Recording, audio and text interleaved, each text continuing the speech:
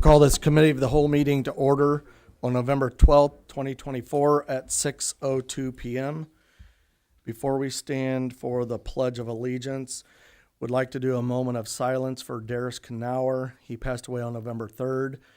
He was a Army veteran of the Korean War, a local businessman. In 1970, he started the Abraham Lincoln Rail Splitting Festival, or was a co-founder of that. He helped secure property for Lyons Lutheran School, and then welcomed President Ford to Lincoln on his whistle-stop tour of Illinois. So if we could have a moment of silence for Darius. I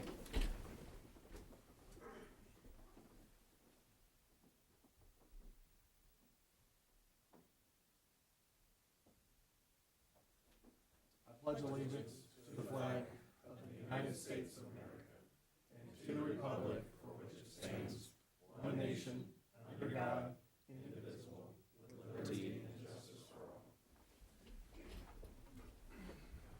all. Okay. I'm going to move a couple things around real quick. First one I want to move up is the oath of office for probationary firefighter Brock Casey. So Brock, please step forward.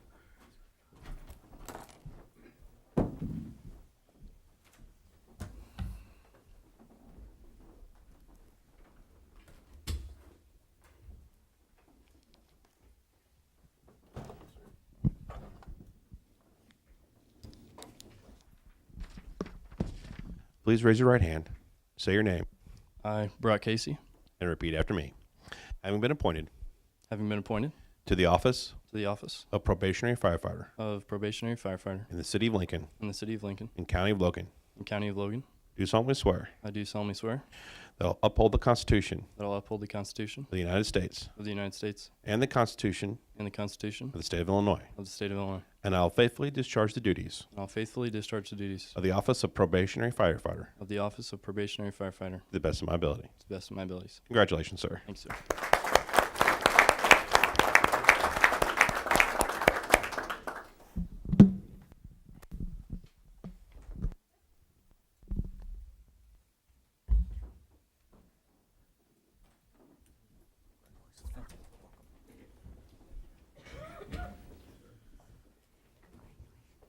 Thank you.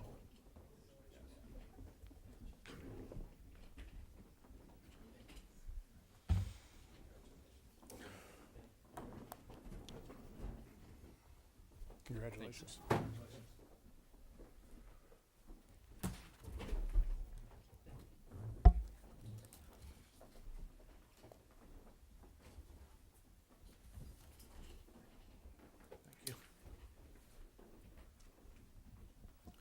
Okay, the next item up on the agenda, there's an item that did not make it on the agenda, but it is time for Alice Rote to give us the tourism third quarter report. So Alice, if you'd like to step forward, please.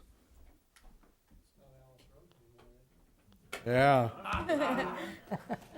Sorry, Alice. No, Alice wrote McCrae. Yeah. McCrae. Yeah. Miss McCrae, your floor's yours. Thank you. So this is our third quarter report for the Tourism Bureau. Hotel motel income was approximately $57,000, and that is up 5% from quarter three revenues for last year. We did start our new yearly grant with the Illinois Department of Commerce and Economic Opportunity. That grant this year is totaling the amount of $37,436. Advertising efforts have continued. We are now trying something new with Facebook. We're seeing a lot of videos nowadays, TikTok reels, that kind of stuff. So video ads were kind of the way to go the last few years, at least when it came to grabbing people's attention. And we've noticed that's not really working anymore because you see so many videos in general.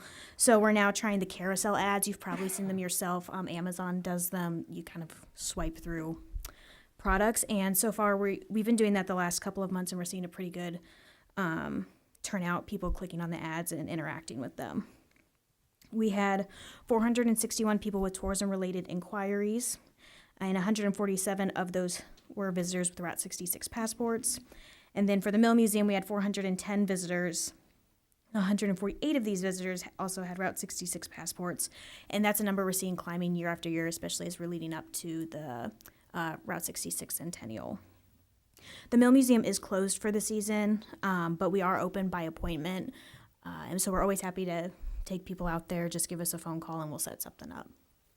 So do you plan on opening for selling of products, or are we moving some of those products to the depot to sell for like Christmas and things like that? So we do have, we now have a gift shop area at the depot. So we'll probably be open at the depot just because it's easier on us. We don't have to split between the two of us, and we can, if we need to run errands, we can do that without having to close one of the buildings. So we will be open. We're open 9 a.m. to 5 p.m. Monday through Friday for shopping. And again, if you can only make it on a Saturday and you want to come look at our stuff, let us know and we're always happy to set something up.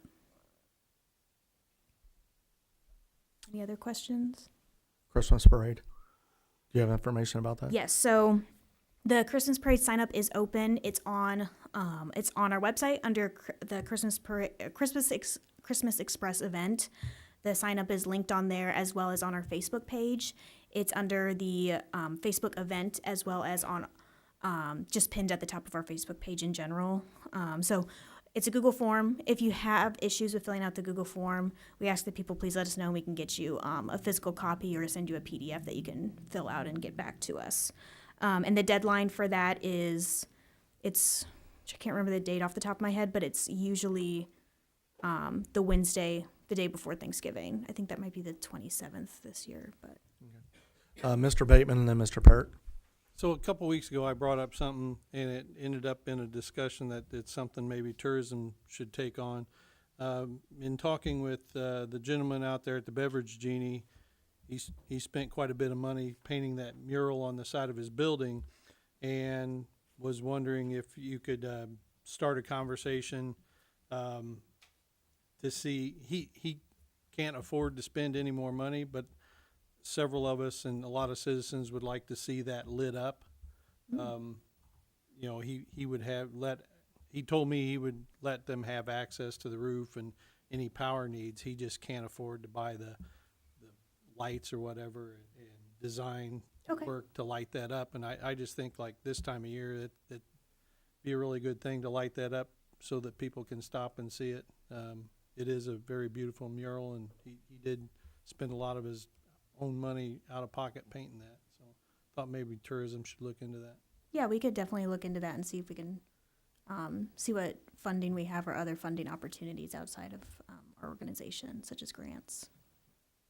Alderman Parrott. And can you just tell what the theme is of the parade? Yes, the theme for the Christmas parade this year is Songs of Christmas. So whatever your favorite song is, kind of made it broad because people can be more creative, have a bit more fun with it. So it can be anything you want. It doesn't matter if there's repeats. So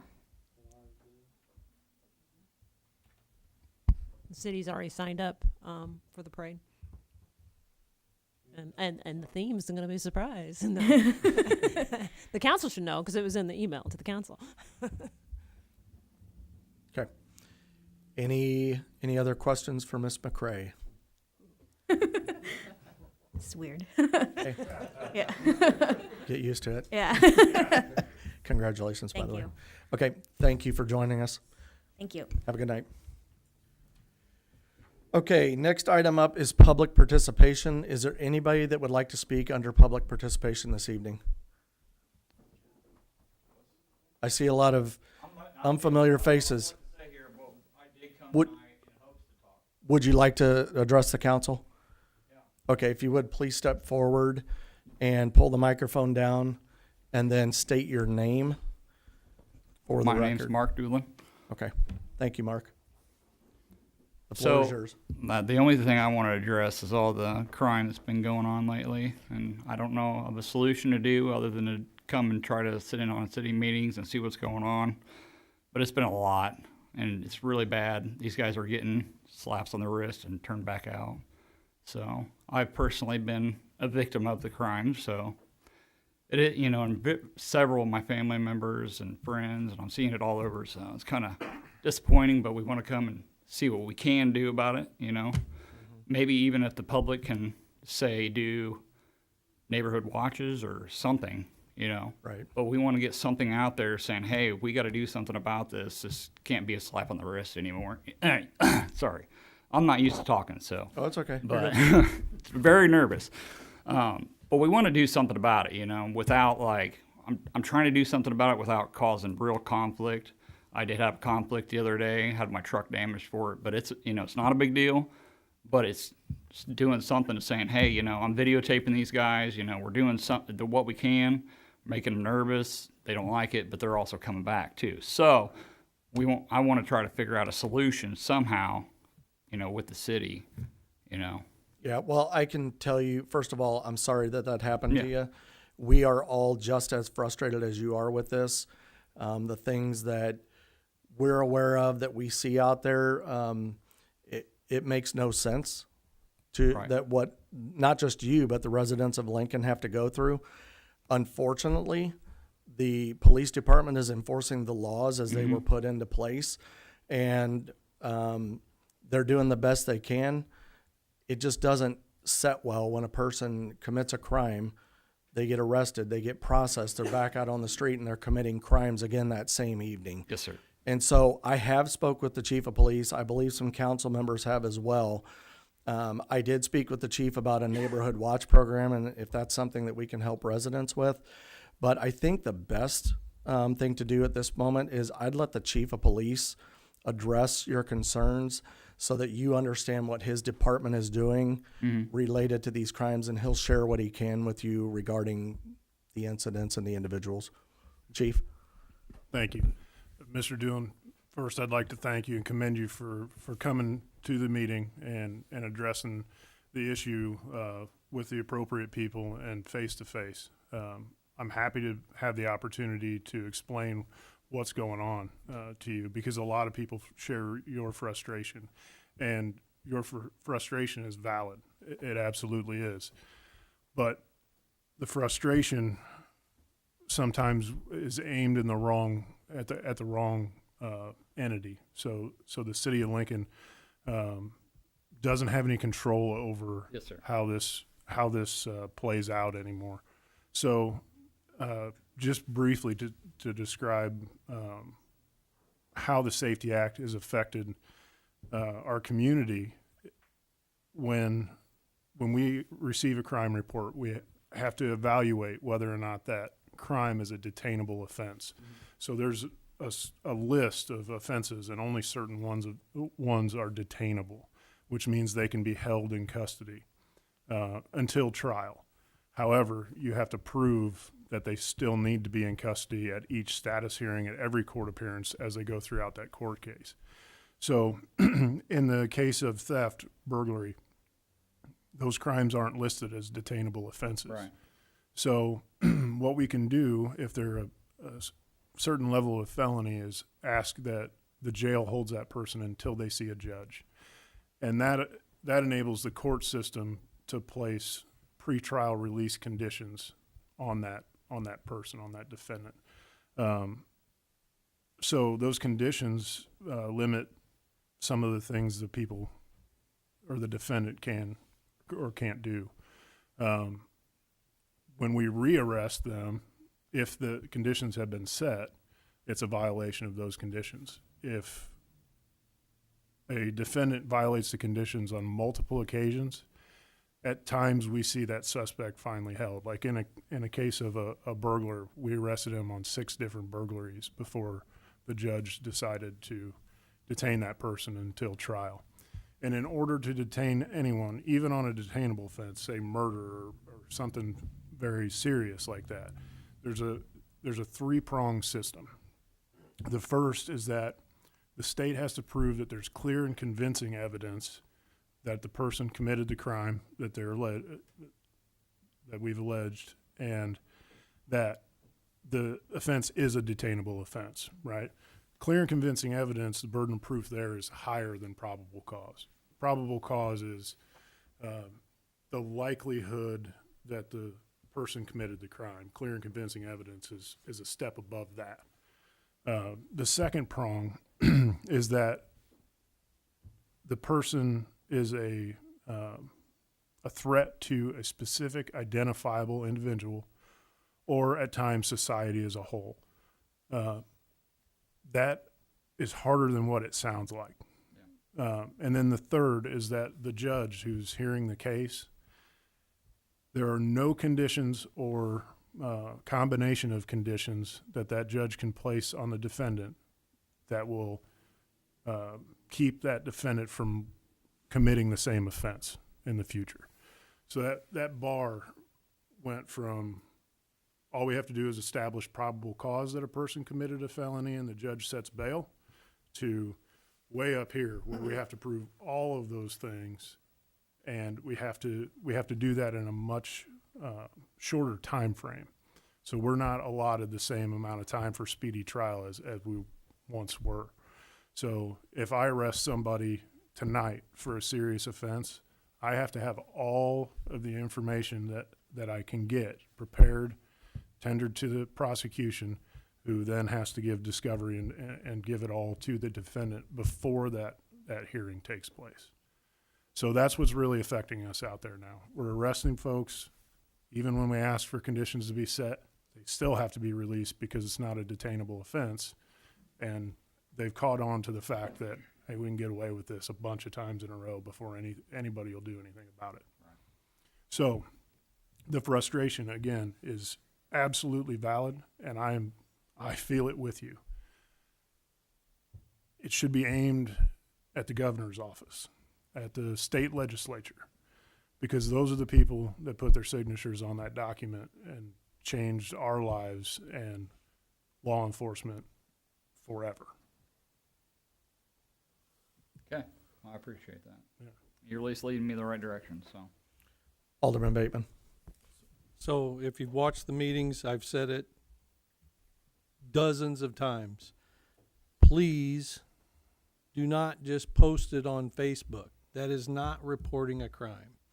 He explained to you how the system works. It has to be reported. They have to arrest the individual. Hopefully they get arrested enough times where a judge determines it. Putting pictures of somebody on Facebook going down the street with a wagon, No, you're not wrong. stuff in it, is not reporting a crime. Yep, you still got a call. So, and then complaining in that same post that the police department is doing nothing is just that. That's that individual doing nothing, helping the police department out. So if you see something, report it. These guys' hands are tied. Elections have consequences, and our governor he lives in a mansion with a security team, so he don't care what the average citizen has to go through. So, in 2 years, we'll have a chance to change that, or you can reach out to your state legislators and try to get it changed now. But we have to report the crimes so the police department can do their job and get the paper trail going and hopefully stop these people.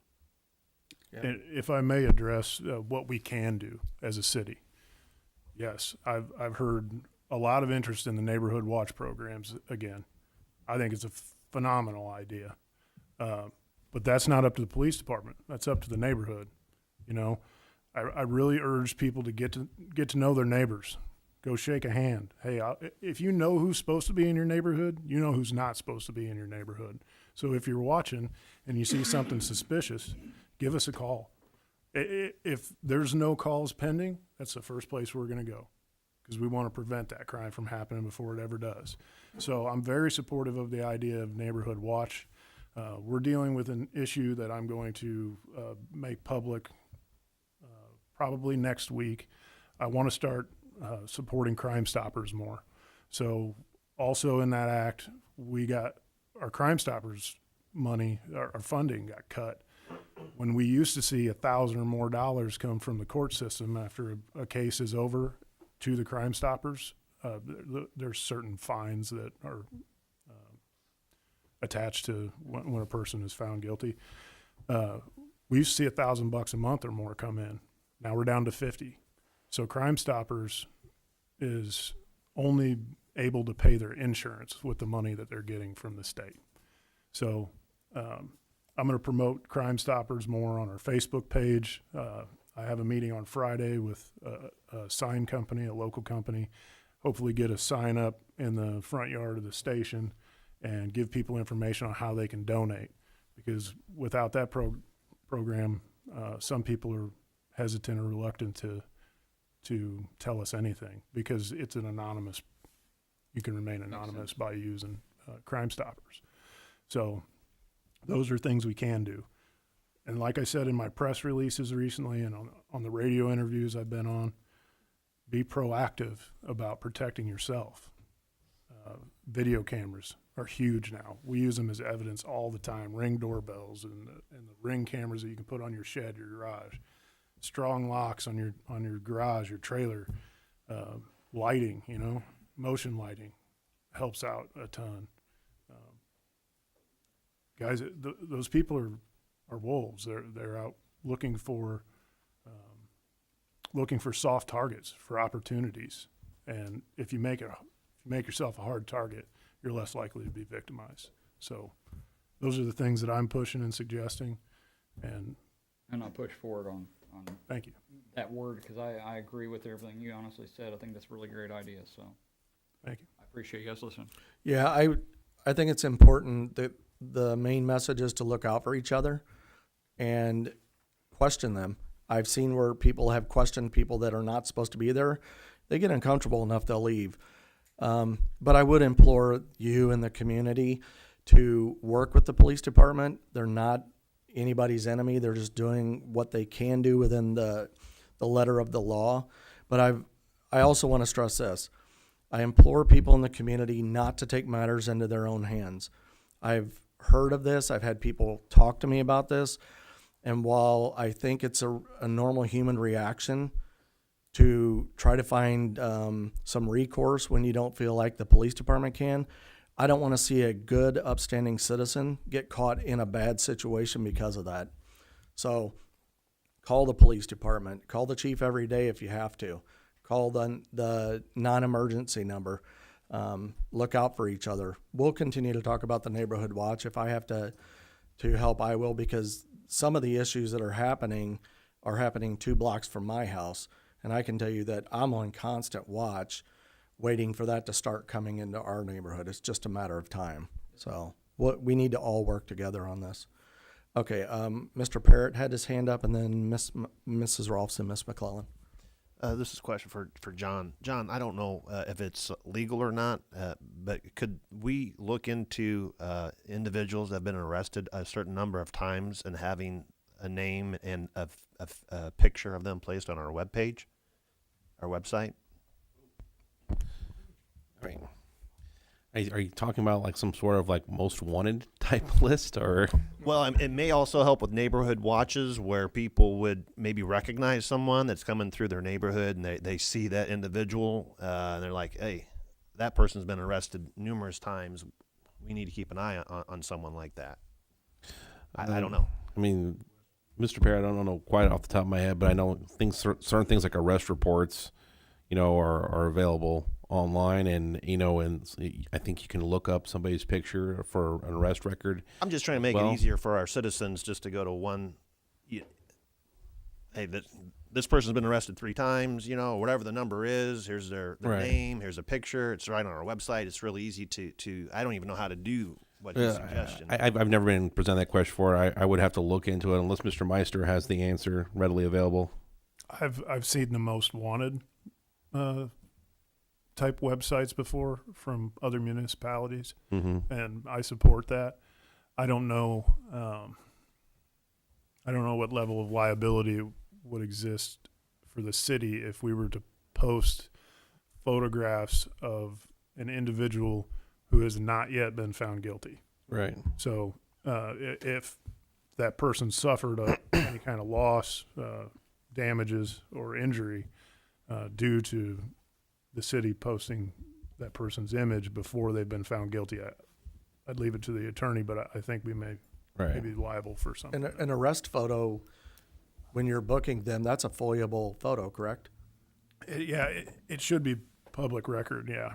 It is. But it would be incumbent upon the individuals that wanted that information to go ask for it, not for us to paste a label And the on someone media, before they went through the whole court process.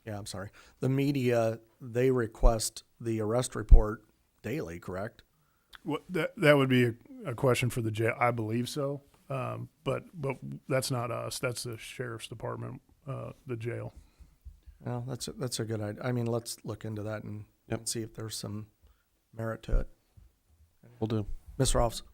I wanted to go back to something that the chief said a while ago, and that was that we can look at the governor's office, and I think most of us know or feel like a lot of this has come because of the law that has been put in place. There has to be many other communities that are also having the same kind of problems that we are. And I don't want to necessarily say a coalition, but is there some way of getting information out to people? If we're looking at 2 years down the road before we can do anything, then what are some of the things that we can be proactive about in getting the word out there and start hitting our legislature or whoever it is that we need to contact to get that law changed? Because I think the law needs to be changed. Well, I don't disagree with you. I usually try to keep any political views I have out of my job because I don't think that's the appropriate place for it. So I'll be careful on what I say. Obviously, I think that it's very important to number one, get to the polls and actually vote for what you believe in. But do things like reach out to your local representatives. We have Bill Howder and Sally Turner here. They've always been willing to listen to me when I had something to say, and I think they'd give the same respect to all of you and make time for constituents as well. So if you want your voice to be heard, you contact your representatives to do so. Ms. McClellan?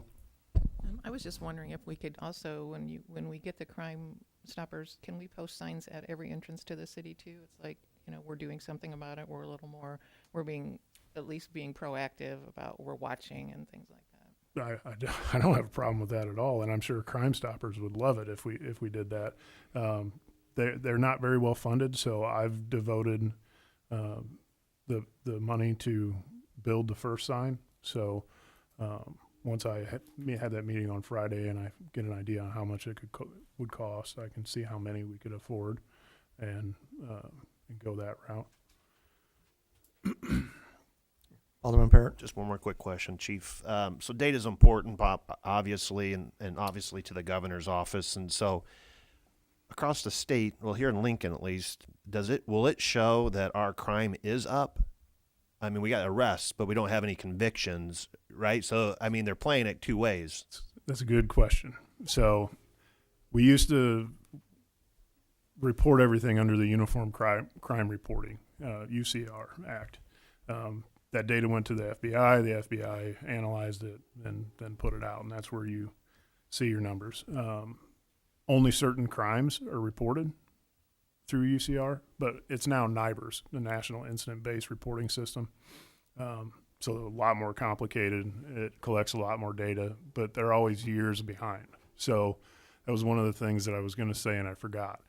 Last year I shared a statistical report with the mayor showing what we were out there doing, how much we were seizing as far as drugs, guns, illegal property, things like that.